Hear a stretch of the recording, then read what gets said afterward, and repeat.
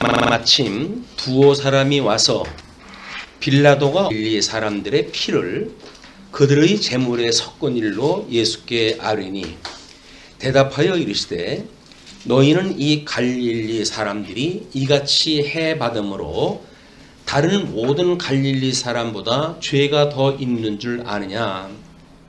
너희가 이르노니 아니라 너희에게 이르노니 아니라 너희도 만일 회개하지 아니하면 다 이와 같이 망하리라. 또 실로암에서 망대가 무너져 치여 죽은 18사람이 예루살렘에 거한 다른 모든 사람보다 죄가 더 있는 줄 아느냐. 너희에게 이르노니 아니라 너희도 만일 회개하지 아니하면 다 이와 같이 망하리라. 예, 우리가 지난 시간에 12장 54절로 56절 시대 분변에 대한 교훈을 살펴본 바가 있습니다. 우리 주보에 그 녹색 글씨로 해가지고 13장 맨 아랫부분에 무너뜨리지 않고는 다시 세울 수가 없다라고 족을 달아놨어요. 그래서 이는 상실한 에덴의 회복에 대한 예표적 섭리라고 이렇게 이야기를 했습니다. 이스라엘 백성들이 가지고 있었던 그렇게 모형으로 보여줬던 그런 그 계시의 역사는 실체적인 예수님의 사역으로 해서 완성이 되어지기 때문에 과거에 자기네들이 알고 있는 구약적 방식으로 해가지고는 또는 율법주의적인 사고를 가지고는 복음을 이 사람들이 깨달을 수가 없어요. 그래서 우리 사도 바울은 로마서에서 복음에는 하나님의 의가 나타나서 믿음으로 믿음에 이르게 하나니 오직 의인은 믿음으로 말미암아 살리라 함과 같다 이렇게 이야기를 했어요. 그러니까 믿음으로 믿음에 이르게 되어지는데 구약 성경을 아는 믿음이 없이 신약 성경을 믿는다는 이야기는 전lud이에요.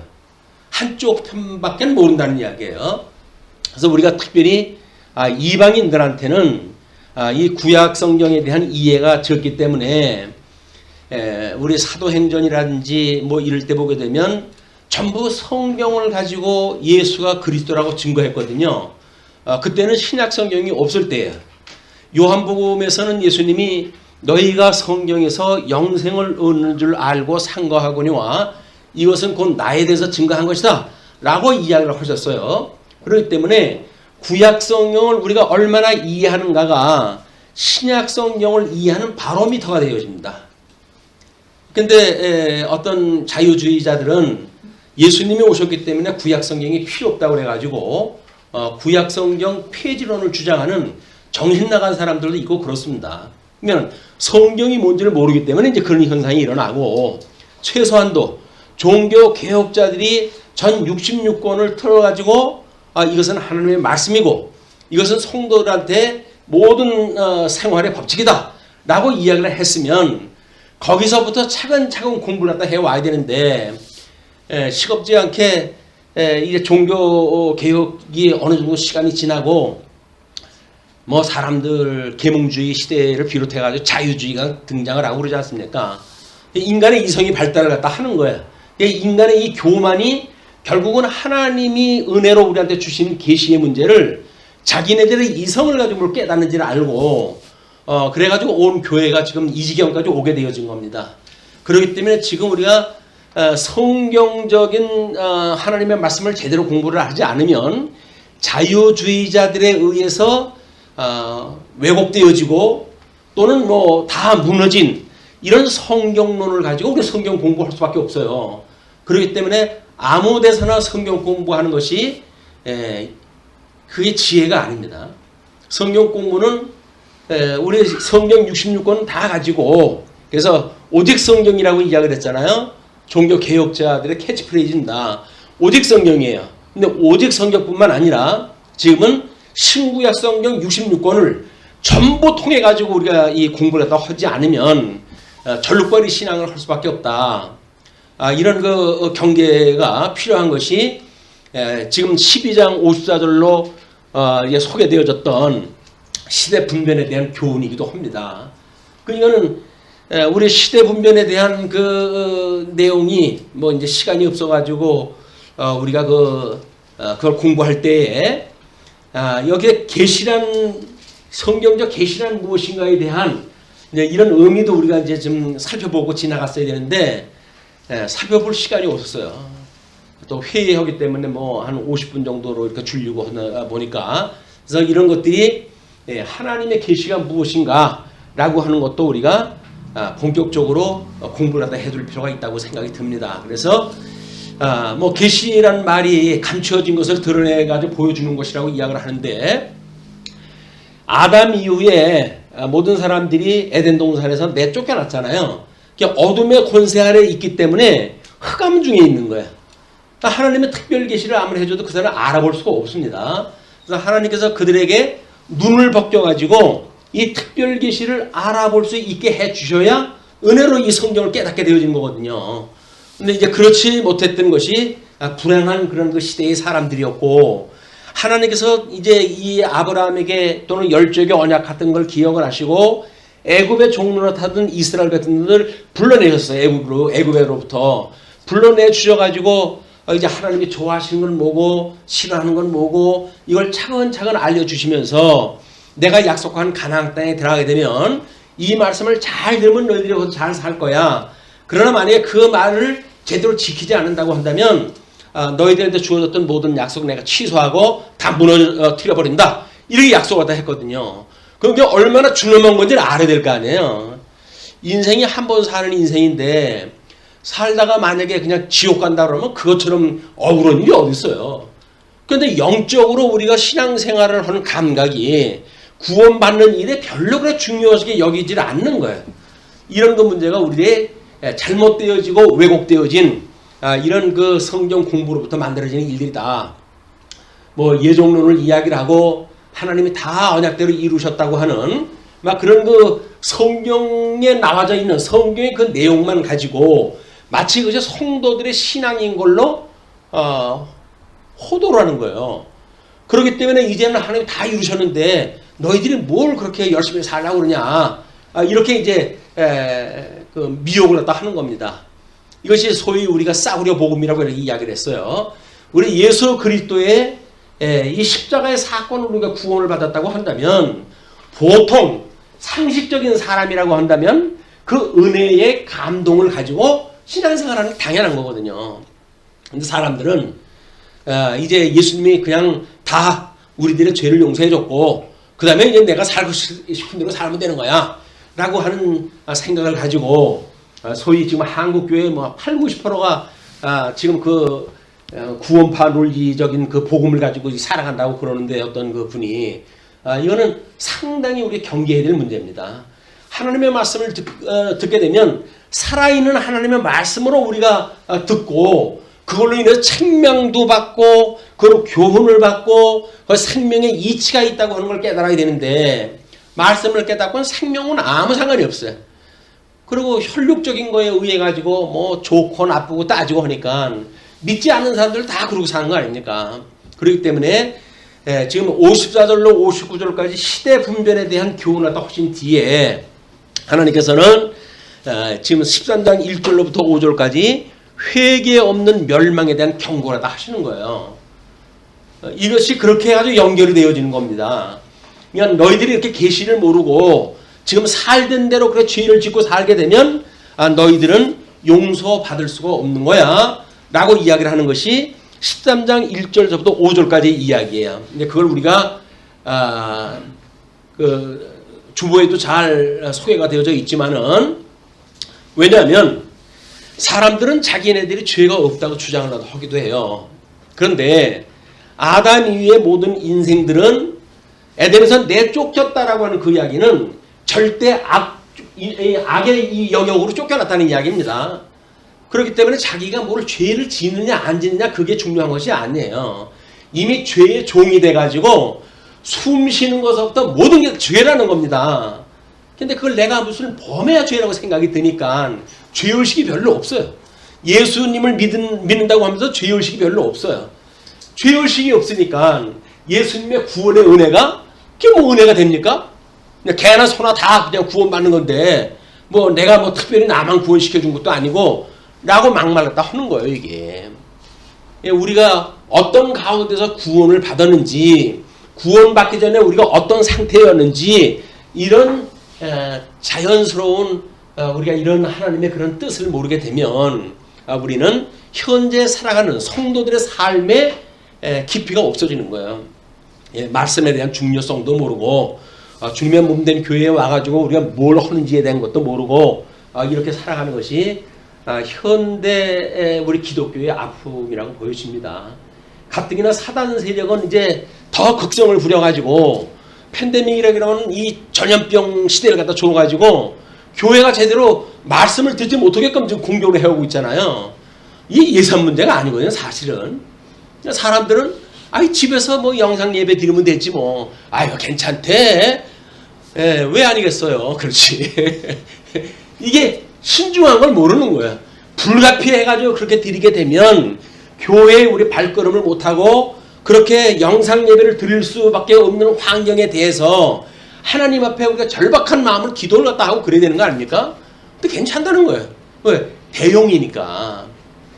말씀을 대용식으로 우리가 먹을 수가 있나? 인스턴트 뭐 라면 가지고 끼니 갖다 때우는 것도 건강에 나쁘다고 그래가지고 우리가 경계하는 거 아닙니까?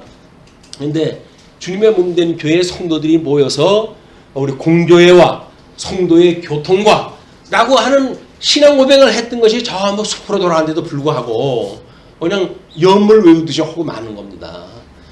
주님의 몸된 교회에 우리가 출석을 해야 성도의 교제가 무엇인지 감각적으로 알게 되잖아요. 이게 어떤 자가 울고 있는지, 우는 자와 함께 우는 성도의 영적 예배가 이제 이게 지속될 수 있는 건데, 내 배만 부르면 됐지 뭐 지체가 죽어가 자빠지는지 뭐 상관이냐. 그러면 형제 자매도 아닌 거예요. 그냥 막살 자는 거예요. 그냥 내만 이익이 되면 되지 뭐 성도까지 내가 돌아볼 수가 있냐 라고 이야기를 하는데, 그건 성도의 올바른 교제의 모습이 아니거든요. 그런 걸 위해서 우리가 뭐 연보도 하고 교회 봉사도 하고 이런 일을 갖다 하는데, 그게 마치 짐으로 여겨지니까, 짐으로 여겨지게 되면 그 다음에는 안 하는 게 편하죠. 안 하는 게 편해요. 근데 예수님은 수고하고 무거운 짐자들을 전제합니다. 그리고 당신한테 오라는 거예요.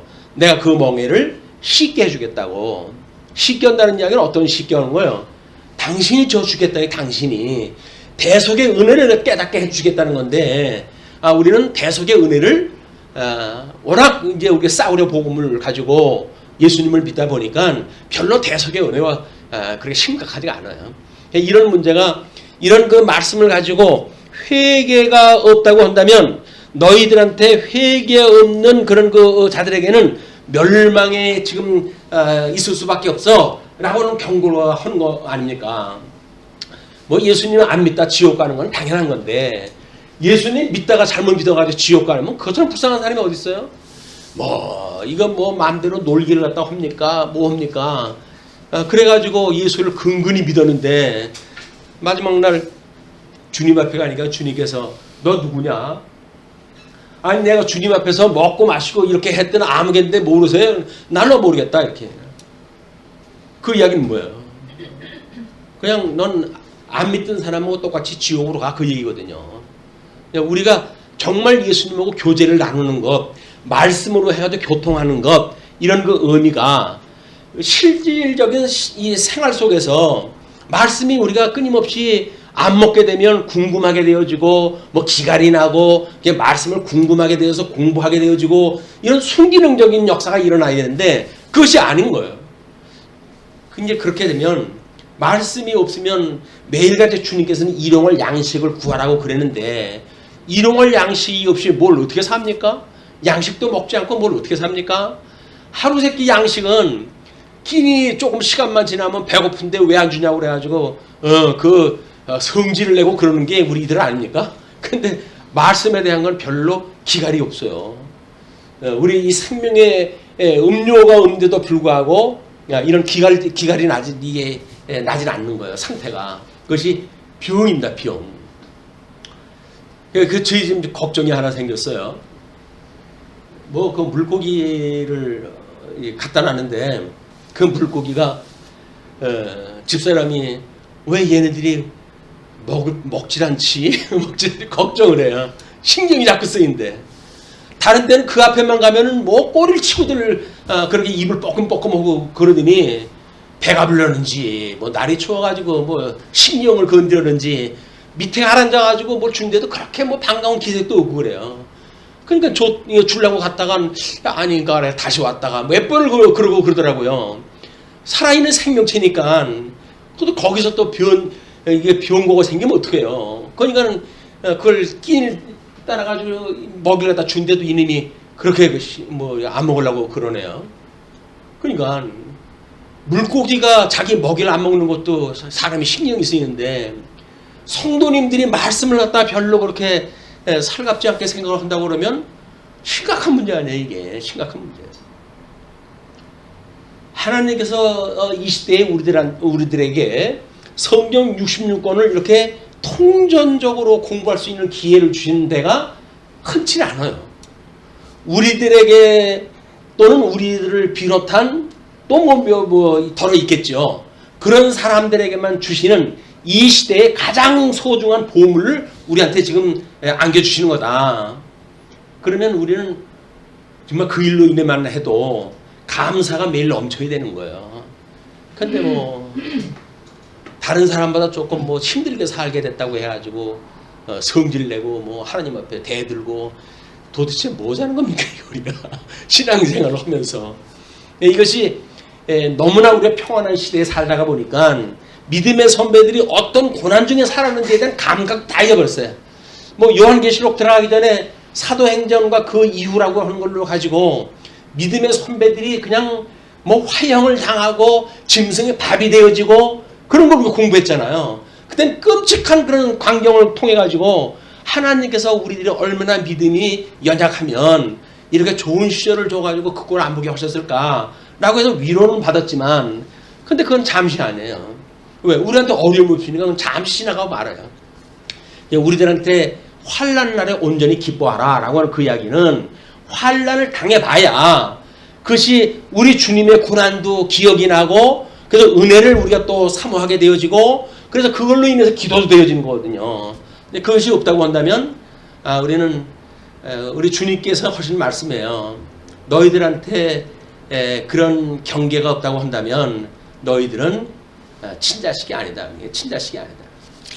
하나님의 우리가 올바른 자녀라고 한다면 우리들한테 끊임없이 환난을 통해 서 하나님을 깨닫는 시간을 주신다. 은혜로 받아들일 준비가 돼 있어요, 이거든요, 우리가. 그래서 우리는 환난 두려울 필요가 없어요. 왜? 주님이 원천적으로 해가지고 대속을 해주셨고 지금도 그 모든 짐을 주님께서 지신다는 거 아니에요? 그러니까 우리가 이 교회 생활을 통해서 사회생활을 통해 가지고 그런 주님을 만났을 때 그 기쁨이 우리를 충만하게 하는 거거든요. 그 기쁨이. 그래서 우리가 그 안에서 안식을 누리고 주님과 함께 교통하고 그래서 어려움을 당하는 자 우리가 돌아보고 피자 사랑하고 주님의 몸된 교회가 이것이 주님의 그 절대적인 권능에 의해 돌아가게 된단 말이에요. 그걸 우리가 동참하는 것 그것이 이 교회 생활의 진면목이다. 그런데 이렇게 예수님을 따라다녔던 사람인데 와가지고 좀 하는 얘기가 그겁니다. 두어 사람이 와가지고 지금 복을 갖다 하는 거예요. 빌라도가 어떤 갈릴리 사람들의 피를 그들의 제물에 섞은 일로 예수께 아뢰니 이렇게 나와 있잖아요. 그때 있었던 팩트예요. 이거는 이 빌라도가 로마 총독 아니에요. 그 로마 총독이 그 뭐 이제 자기한테 이 국법을 갖다 어겼던 사람이겠죠. 그 사람들이 제물을 가지고 이제 예수님한테 뭐 이 성전에 가가지고 제사를 드리라 그랬더니 그들을 잡아가지고 죽여가지고 그 피를 그들의 제물에 섞어가지고 그걸 욕을 보이는 거예요. 이건 하나님을 망령되게 여긴 일이죠. 그걸 안다고 한다면 이게 정말 뭐 대단한 그 역동이 일어날 일이거든요. 근데 와가지고 예수님한테 보고를 갖다 했어요. 예수님께서는 그렇게 이야기를 하십니다. 대답하여 이르시되 너희는 이 갈릴리 사람들이 이같이 해받음으로 다른 모든 갈릴리 사람보다 죄가 더 있는 줄 아느냐? 아니 보고 온 사람은 지금 이 대단한 죄가 됐던 이 대가 아니면 어떻게 이런 화를 당할 수가 있단 말이냐? 라고 하는 걸로 지금 예수님한테 이야기하는 거거든요. 예수님께서는 너희는 죄의 종으로 돼 있어가지고 절대 악 속에 다 갇혀져 있는 거야. 그래서 너희들은 죄를 짓기 때문에 죄인이 아니라 죄인이기 때문에 죄를 짓게 되어지는 거야 라고 하는 걸 역설적으로 설명을 다 하시는 거예요. 그런데 이게 구절로만 봐도 그런 의미가 없잖아요. 이건 신구약 성경 전체를 통해 가지고 그 문맥에 흐르는 그런 의미를 우리가 이제 깨달아야 알 수가 있는 거지, 명시되어져 있는 게 아니란 말이에요. 그냥 성경의 문자주의에 빠져가지고 성경을 가르치는 사람들이 답답한 거는 바로 그런 거예요. 그 엄청난 의미 같은 것을 다 숨겨버리고 하나님 그 문자에 매달려가지고 그 수많은 뭐 다른 뜻이 있음에도 불구하고 그런 걸 하나로 통일을 시킨다든지 이런 어떤 뭐 원어를 가지고 장난치는 분들도 있고 그래요. 자기네들만 아니까 우리들의 특별한 그 존재라는 거지요. 그래가지고 그렇게 장난했다 하는데, 웨스트민스터 신앙고백에 보게 되면 모든 성경은 각국의 언어로 번역되어야 하며 라고 이야기를 했어요. 그 이야기는 뭡니까? 성령의 감동을 받아가지고 이미 성경을 번역할 수 있는 은혜를 주셨다고 한다면 그 말씀을 가지고 우리 은혜를 깨달을 수 있다는 거예요.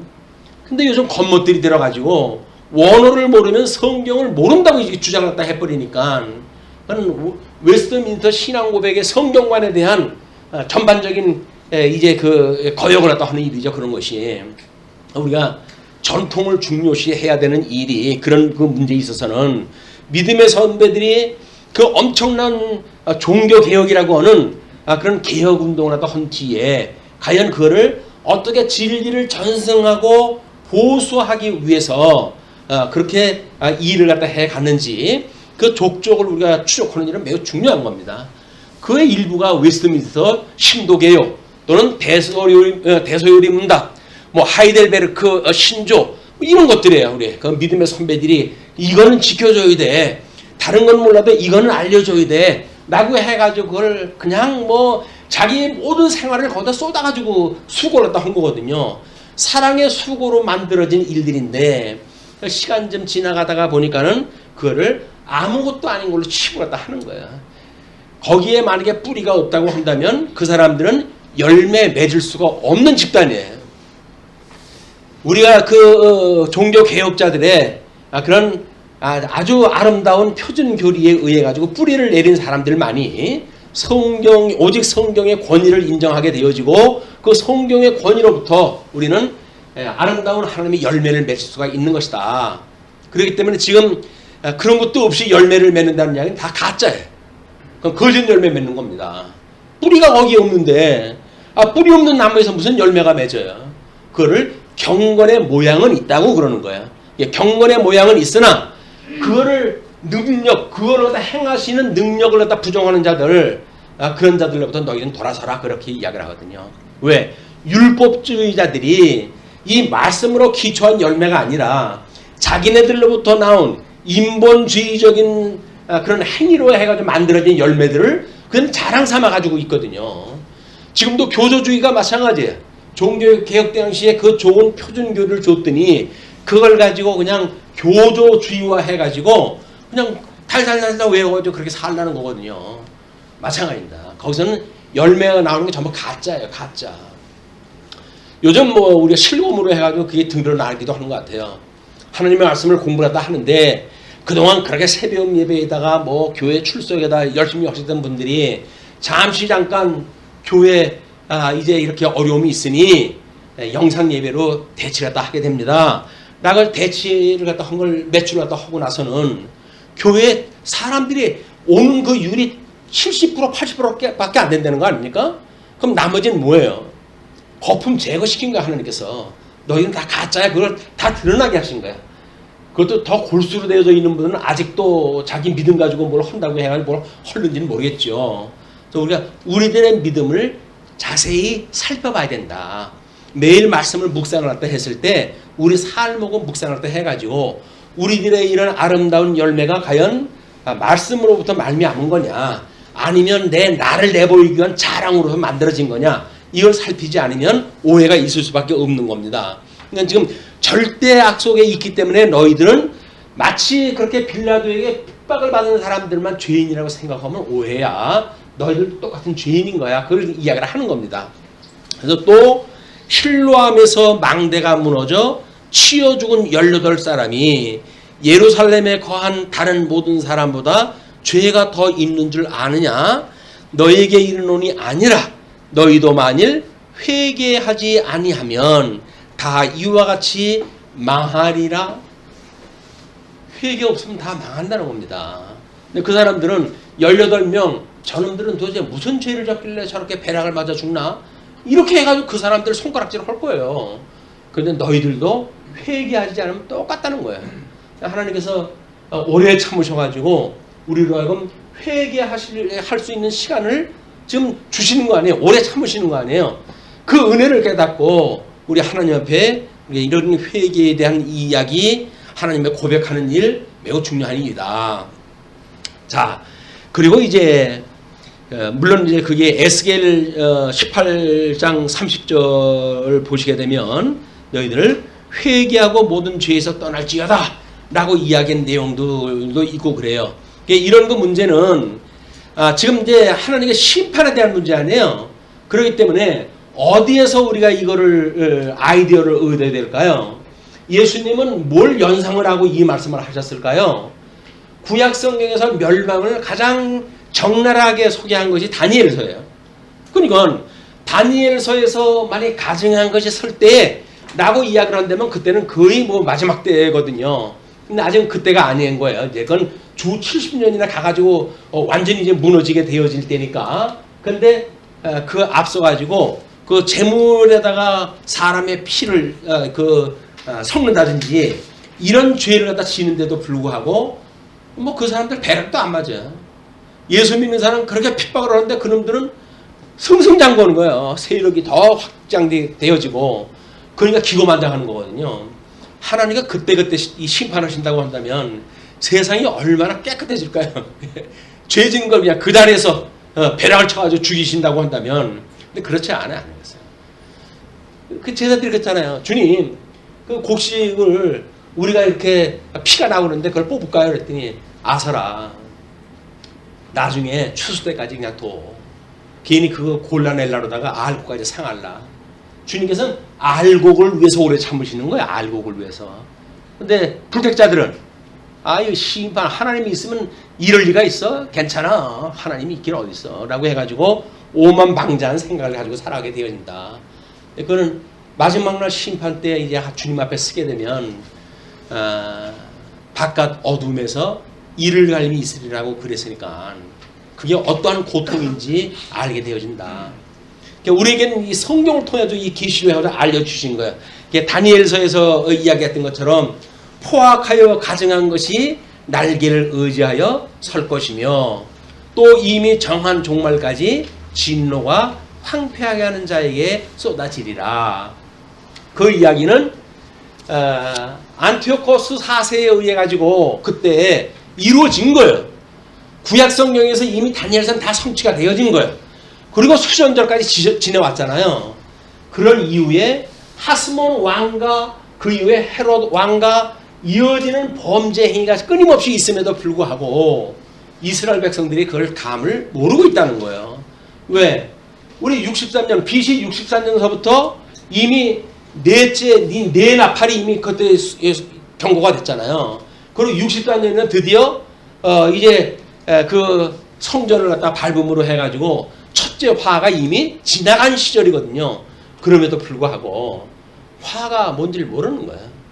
화가 뭔지를 모르니까 성전에서 이런 일이 벌어진데도 불구하고 참 성전으로서는 예수님을 죽일 생각이나 하고 앉았고 쓸데없는 일을 다 하는 거죠. 지금도 마찬가지예요. 하나님 말씀 궁구해가지고 말씀에 우리 계시되어진 삼일체 하나님을 깨달아 알고 믿고 그분을 경외하는 삶으로의 우리가 살아가는 것이 아니라 거기서 세상을 어떻게 하면 성공할 거냐, 자기네들이 주장하는 것에 대한 근거를 성경에서 끌어낼 것이냐 라고 하는 걸로 이야기를 해버리니까 그 성경이 전부 부적이 돼버려요. 부적이. 왜? 자기 주장하는 근거를 거기서 제시를 하는 것이 돼버리니까. 그래서 이게 가르치는 자들을 주님께서 경계하시는 이유도 그겁니다. 성경 좀 안다고 그러면 성경을 인용을 하다 해가지고 다른 사람 정죄하는 데 써먹지 않으면 자기 도망가는 데서 써먹거나 이렇게 해버리니까 하나님의 말씀이 생명의 이 역사가 일어나는 게 아니에요. 뭐 어떤 신학자는 그렇게 이야기를 했거든요. 강대상에서 우리가 이렇게 강론을 갖다 한다는 이야기는 신학이 불붙는 거다. 이번에 우리 이제 그 뭐 지난 호에 총회 신문에다 기고한 거에서 구약 성경은 우리 성부 하나님에 대한 전부 신학에 대한 이야기다 그게. 그래서 역사서에서는 하나님에 대한 사역, 또 우리 선지서에서는 시가서에서는 하나님의 속성, 선지서에서는 하나님의 사역이라고 하는 신론에 대한 대주제가 세 가지가 있는데 그것이 바로 구약 성경의 전체가 그 논리다. 신론을 통해서 하나님을 배워야 될 거 아니에요. 이 하나님을. 하나님 배울 생각은 안 하고 뭐 어떻게 뭐 복을 받는다. 뭐 복 받는 사람은 하나님께서 순종하는 자에게 복을 주신다. 그 순종은 예수님이 순종할 걸 이야기를 하는 거지. 그러니까 구약 성경을 인용해가지고 우리한테 즉바로 오는 거는 매우 위험한 거예요. 구약 성경은 누구에 대해서 증거한 거라고요? 예수님에 대하여 증거한 거라니까요. 근데 그걸 자기에다가 번역을 그걸 해석을 하면 어떻게 돼요? 자기가 예수님이라는 얘기 아닙니까? 그건 아니에요. 성경 그렇게 보는 거 아니에요. 성경 우리 예수님께 다 이루셨고 그걸 또 새 언약을 줘가지고 지금도 대주제가 돼가지고 하나님 보좌 우편에서 영원한 제사장으로 해가지고 지금 중보기도로 다 하고 계시고 대주제 그 왕으로 모든 통치권을 가지고 있는 그 주제의 신분을 가지고 온 우주 만물을 지금 통치하고 계시는 그 주님이 우리의 머리가 되신단 말이에요. 너무 크신 분 아니에요? 우리가 쳐다보기도 무서울 정도로 크신 분인데 그런 분에 대한 걸 우리가 성경을 통해 가지고 좀 깨닫는 이런 시간이 되어져 가지고 말씀이 그냥 이론적인 공부로 끝나는 것이 아니라 실질적인 우리 삶 속에 책망으로 오게 되어지고 그리고 의로 또는 바르게 교육하는 데에 합당한 말씀으로 역사가 일어나겠으면 좋겠습니다. 자, 그렇게 하고 이제 두 번째 그 다음 겁니다. 다음 것이 뭐냐면 6절로부터 9절까지 열매 없는 무화과 나무 비유예요. 그래서 그것도 뭐 예레미야서 12장 17절에 나와져 있고 그런데 지금 우리 이스라엘 백성들한테 하나님께서는 그 나라를 뽑으리라, 뽑아가지고 멸하리라. 그러니까 오늘 뭐 주일 아침에 성경 읽기에 보시게 되면 역대하에 대한 내용이었어요. 이제 역대하의 내용인데 그분들은 성전 짓는 문제로부터 그다음에 뭐 종교 개혁이 일어나는 문제로부터 그래서 제사가 회복되어지는 문제로부터 그런 이야기가 있으니까 뭐라고 그러냐면 우리 영적 제사를 드리는 일에 회복되어지는 시간이 됐으면 좋겠다. 어떻게? 역대하를 읽고 그 이야기예요. 그래서 성경 신학적으로는 그것이 역대하는 예수 그리스도의 죽으실 것을 지금 예표하는 거 아닙니까? 예레미야서에서 이야기했던 여러 선지자들이 어떻게 택한 백성들이 불순종해가지고 죽일 것인가를 심판받을 건가를 이미 선언을 갖다 했고 그거를 대속을 갖다 하시기 위해서 예수님이 십자가에 못 박아 죽으시는 장면 아니에요.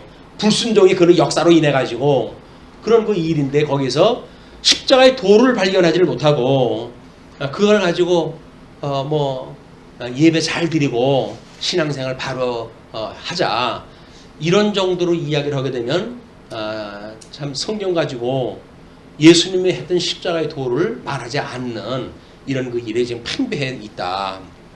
그래서 지금 이의 비유로 말씀하실 때 한 사람이 포도원에 무화과 나무를 심은 것이 있더니 와서 그 열매를 구하였으나 지금 비유로 말씀하시는 내용이에요. 한 사람이 포도원에 무화과 나무 심은 것이 있더니 와서 그 열매를 구하였으나 얻지 못한지라 포도원 지기에게 이르되 내가 3년을 와서 이 무화과 나무에서 열매를 구하되 얻지 못하니 찍어버리라. 어찌 땅만 버리게 하겠느냐? 대답하여 이르되 주인이여 금년에도 그대로 두소서 내가 두릅하고 거름을 줄이니 이후에 만일 열매가 열면 좋거니와 그렇지 않으면 찍어버리소서 하였다 하시니라. 뭐 주인이라고 한다면 하나님이겠죠. 농원에 대한 그 주인은 이제 하나님이고, 그런데 주인이 지금 와가지고 3년이 넘도록 봤다는 거 아니에요? 그거는 그분이 또 하나님인 거예요. 성부 하나님과 성자 하나님의 사역을 지금 이야기를 하는 겁니다. 그렇게 하면서 3년을 와가지고 무화과 나무에서 열매를 구하되 얻지 못하니, 예수님이 이제 며칠 있으면 돌아가셔야 돼요. 6월절 어린 양으로 돌아가셔야 되거든요.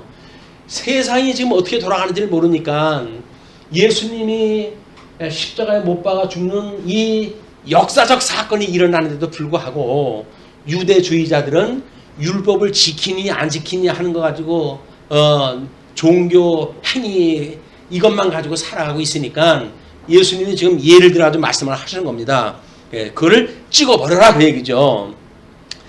어찌 땅만 버리게 하겠느냐. 그러니까 이르되 주인이여 금년에도 그대로 두소서 내가 두릅하고 거름을 주겠습니다. 이거는 여지껏 참으셨는데 예수님이 십자가에 죽는 걸로 해가지고 다 또 심판권을 끝나면 안 되잖아요. 그래도 오래 참고 남겨두어가지고 이제 그 이방인을 위한 전도자를 갖다 세우기 전엔 예루살렘으로부터 온 유대 사마리아를 통해 가지고 지금 이 복음이 증거되어지는 시간도 하나님께 다 주신 거고, 그러니까 지금 열으면 안 되잖아요. 조금 남겨두시오. 내가 잘 거름도 주고 이렇게 하겠습니다. 근데 만약에 이후에 만일 열매가 열면 좋거니와 그렇지 않으면 찍어버리소서 하였다 하시다. 그래서 유대인들이 사도 바울이 그 사마리아까지 복음이 증거되는 이후에 아시아 반도 복음을 증거하고 그렇게 했을 때 사도 바울을 배척을 합니다. 그러니까는 발의 먼지를 털고 내가 이방으로 향하노라 라고 선언을 갖다 해요. 그 이야기는 유대인들이 그 복음을 받아들이는 걸 거절했다 그 이야기예요. 그래 너희들은 이제 복음 들을 수 있는 기회가 없다. 그래가지고 이방으로 복음이 이제 증거가 되어지고, 유대인들은 그렇게 저렇게 살다가 70년에 완전히 다 멸망이 되어지는 이런 불행한 그들의 역사를 우리가 이해를 할 수가 있습니다.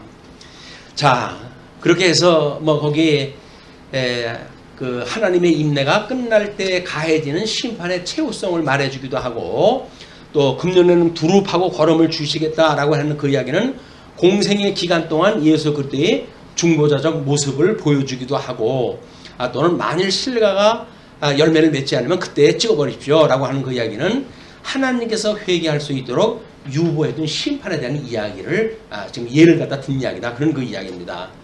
10절로부터 17절을 보시게 되면 안식일 치유에 대한 이제 그 비유가 나와요. 이 그림에서는 우리 종말론에 대한 그 이야기는 우리 교회에 지금 게재가 되어져 있으니까 교회 카페에 참고로 그렇게 보시기로 하고, 그 다음에 10절로 17절 안식일 치유에 대한 비유입니다.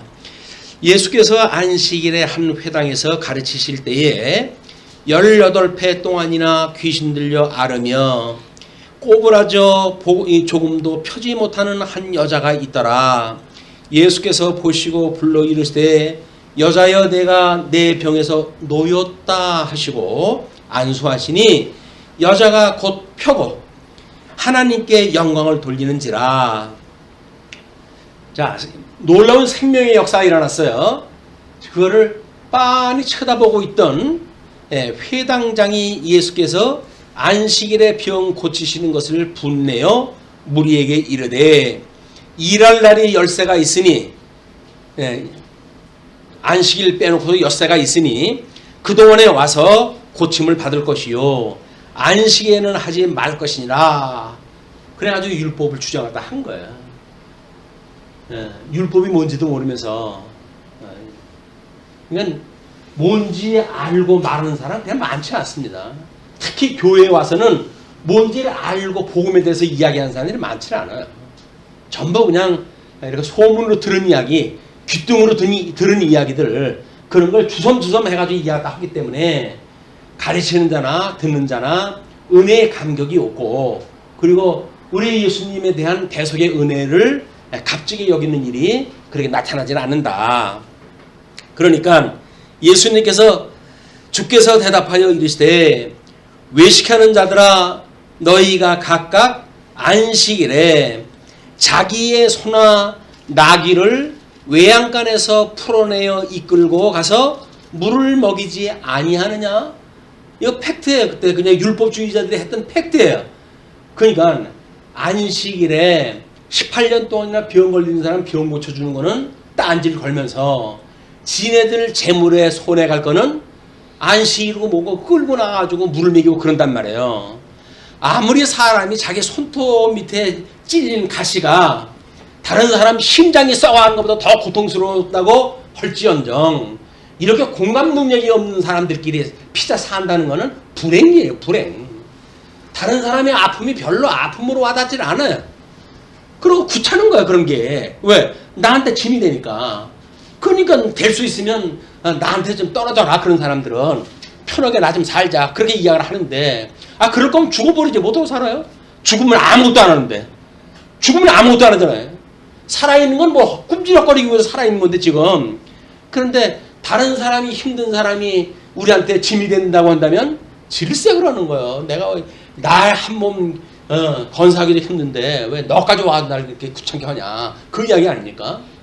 이건 예수 믿는 사람의 자세가 아니다. 예수 믿는 사람은 그렇게 나올 수가 없어요. 우리가 우리에게 죄 지은 자를 사하여 준 것처럼 우리 죄를 사하여 주옵시고 이런 기도가 나오지. 어떻게 자기는 죄 용서를 받았는데 다른 사람 죄 용서하는 꼴을 갖다 못 봐가지고 용서를 갖다 안 하고 정죄를 갖다 하고 이럴 수가 있겠어요. 이것이 지금 예수님께서 이야기를 하는 거예요. 그래서 그러면 18회 동안 사탄에게 매인바된 이 아브라함의 딸을 안식일에 이 매임에서 푸는 것이 합당하지 아니하냐? 네 논리로 본다고 하더라도 그보다 더 중요한 거 아니겠어? 그러면 환자 고치는 거 당연한 거 아니겠니? 예수께서 이 말씀을 하심에 모든 반대하는 자들은 부끄러워하고, 그래도 부끄러워할 줄 알아요. 수치를 알아요. 수치를 모르면 그것이 망난인데 그나마도 수치를 갖다 안다는 걸로 보아가지고는 조금 양심은 뭐가 있었던 것 같아. 그래서 그 말씀을 하심에 모든 반대하는 자들은 부끄러워하고 온 무리는 그가 하시는 모든 영광스러운 일을 기뻐하니라. 그냥 그 해석으로만 보면 어마어마한 일이 벌어졌고, 근데도 불구하고 팔짱 끼고 앉았던 회당장이라는 인간이 예수님한테 직접 얘기 못해. 겁이 나가지고. 괜히 말 잘못했다가는 큰일 날 줄 아니까. 자기 회당장 거기 주인 아니에요. 그러니 회당에 온 손님들한테 여세가 있으니까 그때 하고 이렇게 안식을 하는 병 고치고 그러지 마시오. 라고 이야기를 한 거야. 예수님이 내버려 두겠어요, 그게? 사단인데. 그러니까 이제 놓이는 것이 무엇인지, 안식일이 무엇인지를 모르니까 그러는 거거든요. 우리 10계명 중에 4째 계명이 안식일 아니에요? 그 안식일은 하나님이 천지를 만드시고 그리고 넷째 날 안식을 하셨어요. 하나님이 안식을 하고 거기다 복을 주시고 그리고 이제 다음 섭리 사역을 다 해가시는 일이거든요. 그럼 그 안식이 하나님의 안식이 곧 우리의 안식이 되기를 우리가 원하는 것이 하나님의 형상을 따라 지음을 받았는데 그렇게 살아야 될 거 아니겠어요? 그걸 모형적으로 보여준 것이 에덴 동산이란 말이에요. 에덴 동산은 저주가 없으니까 아직은. 그러니까 거기서는 하나님과 교통하고 하나님이 좋아하시는 거 아담도 좋아하고 하나님이 싫어하는 거 아담도 싫어하고 그러고 살았어요. 뭐 안식 그런 안식이 없죠. 그랬는데 사단의 미혹을 받아가지고 거기서 쫓겨나잖아요. 그거 뭐가 됐어요? 그 안식을 누리던 에덴으로부터 쫓겨나가지고 사단의 종이 돼버린 거예요. 이제 노예가 돼가지고 모든 복 다 상실하고 하나님께서 약속했던 나라 다 상실하고 그 완전 거지가 돼가지고 지금 이 사단의 종로로 타고 있는데 아직도 거기 먹을 게 있거든요. 육신으로 하면 먹을 게 있거든요. 그러니까는 그 가인이라고 하는 그 아들은 아벨이 그걸로 인해 가지고 이제 곡물로 제사를 갖다 드려갔더니 하나님 을 받으시고 자기는 이 양의 피를 갖다 통해 가지고 제사를 드리는 제사를 받으시고 가인이 드렸던 제사를 받지를 않으니까 가인이 시기심에 동생을 죽여요. 쳐 죽여요. 죄 사함을 받지 못하게 되면 경쟁심만 가지고 이 세상을 살아갈 수밖에 없어요. 그러니까 다른 사람을 다치게 하려면 자기도 그만큼 상처를 입지 않겠어요? 근데 만약에 주님이 우리의 대장이 되신다고 한다면 우리의 씨름은 혈과 육에 대한 것이 아닙니다. 공중권세 잡은 자들에 대한 거거든요. 그렇기 때문에 사람들 가지고 우리가 혈육 간에 전쟁하고 그러는 게 아니에요. 거기서 상대방을 갖다가 우리가 제압을 하면 나한테 이익이 될 것 같지만 그렇지 않습니다. 우리 고린도 후서에서 다스리는 통치 원리를 뭐라 그랬어요? 봉즉치랄 봉즉치. 섬김으로 해서 다스린다는 이야기예요. 얘는 목사, 장로, 집사, 교회에서는 어떻게 성도들을 갖다가 다스려야 돼요? 섬기는 거예요. 섬기는 거. 그러니까 완장인 줄을 알고 그래가지고 너 교회 나가 이런 짓을 하질 않나. 그게 뭔지를 모르니까 그게 무슨 벼슬인 줄 알고 세상 벼슬인 줄 알고 교회 와서 그런 행세를 한다. 교회에서는 그러는 거 아니에요. 성도를 섬기래. 너희는 성도를 주관하지 말고 다만 그들을 보살피고 그리고 그들 부지런히 살펴라. 부지런히. 부지런하지 않으면 장로도 못 시켜요. 부지런해가지고 성도도 전부 살펴봐야 돼. 그거를. 근데 우리는 그 행세하는 게 되어지는 거니까 이제 완장으로 취급이 되어져가지고 마치 그 완장이라고 하는 그 단편 그 소설처럼 그 역할을 하고 산다. 예수님을 잘못 못 믿는 것이 우리 기독교의 태반 이상인 것 같아요. 제가 보기에는. 그러니까 사람들이 기독교를 뭐라 그래요? 창피하잖아요. 당신은 종교가 뭡니까? 나 기독교인데요. 나 예수님 믿어요. 나 그냥 자랑스럽게 이야기할 수 있나요? 왜? 다른 사람 눈치 보여요. 개독교 믿고도 지금 저렇게 얼굴 두껍게 저러고 다녀? 라고 이야기도 하니까 창피한 거야. 예수 믿는다고 말할 수가 없어. 창피해가지고. 어떻게 이 지경이 되나요? 교회가 어떻게 이 지경이 됐을까요? 근데 이거 우리라도 이 경각심을 가지고 바로잡아야 될 거 아닙니까? 이게 주님의 그 몸된 교회를 욕보이는 일들 막 이런 거는 지금 빌라도가 재물에다가 그 사람 죽인 피를 다 썩는 거 그 이상 가는 거 아니에요? 지금 예수님의 이름을 갖다 지금 만원하게 여기게 되어지는 거고 하나님이 없다고 주장하는 자들은 뭐예요? 이것이 삼위일체 하나님을 갖다가 왜곡시키는 이런 그 일들이 만연한 시대에 살아가는 우리들의 역사적 사명인지도 모릅니다. 우리는 그 진리의 말씀을 증거할 수밖에 없다. 증거해야 된다. 놀면 뭐나? 성경 배운 대로 성경 가르치고 성경 전도하고 그런 일이지. 그거 가지고 내 육신 편하게 살자고 해가지고 수단으로 이용하고 그러게 되면 사울하고 똑같이 벗개 미고 전쟁터가 나는 거예요. 그게. 왜? 말씀 앞세우면 전쟁에 이기지 않을까라고 하는 그런 그 수밖에 안 된다. 우리는 그렇게 쓰는 게 아니에요. 그걸 우리가 일중심이다, 기능중심이다 라고 경계를 또 한 것만큼 우리는 철저하게 그것이 계시중심으로 해가지고 하나님의 은혜를 깨닫고 다른 사람한테 함께 은혜를 나누고 그래서 복음을 갖다 증거함으로 해가지고 죄 아래 이 죄에 짐지고 있는 사람들한테 자유함을 줘야 될 거 아닙니까? 그거 돈 드는 것도 아닌데 예수 믿으세요. 그럼 자유로워집니다. 죄로부터 자유로워집니다. 라고 이게 될 텐데 다른 사람한테 죄짐 벗으세요. 라고 하긴 그냥 내 짐을 못 벗어가지고 쩔쩔매고 있으니까 내 짐 믿는 걸 예수 믿으면 내 짐 벗는 거 아니에요? 예수님 믿는 걸 우리가 안 믿으려고 그래요. 어주왕 안 믿으려고 그래요.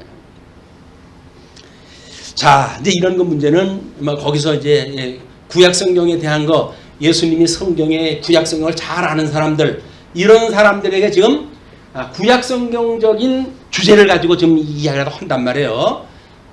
이거는 예수님 이후의 사도들도 구약 성경을 가지고 가르쳤어요. 왜? 그때는 성경이 구약 성경밖에 없으니까. 그 사람들이 그걸 가지고 야 너희들이 십자가 못 박아 죽인 그분이 예수님이야 라고 하는 걸 증거해야 될 거 아닙니까?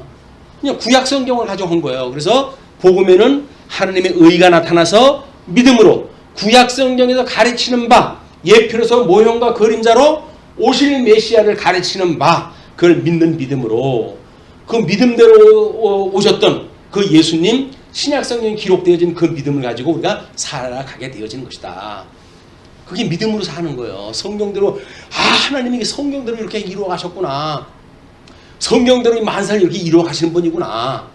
나의 머리카락까지 세신 바가 되어져서 아무것도 아닌 나를 갖다 이렇게 애지중지 사랑하여 가지고 독생자 예수님을 십자가에 못 박아 죽는 데까지 내어주시고 그토록 나를 사랑하셨구나. 이걸 깨달으라는 겁니다. 이걸 깨달으라는 거예요.